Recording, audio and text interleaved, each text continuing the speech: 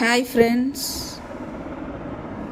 இந்த அவசர ட்ரெண்டிங் காலத்தில் நம்ம உடல்நிலையை கூட கவனிச்சுக்கொள்ள நேரம் இல்லாமல் ஓடுறோம்.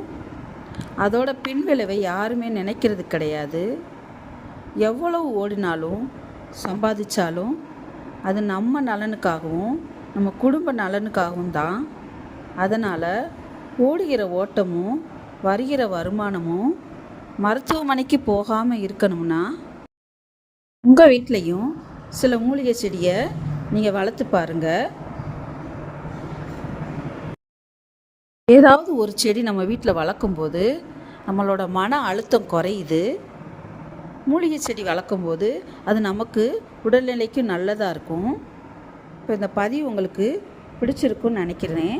அப்படி பிடிச்சிருந்துச்சுன்னா என் சேனலை சப்ஸ்கிரைப் பண்ணுங்கள். தேங்க்ஸ் ஃபார் வாட்சிங்.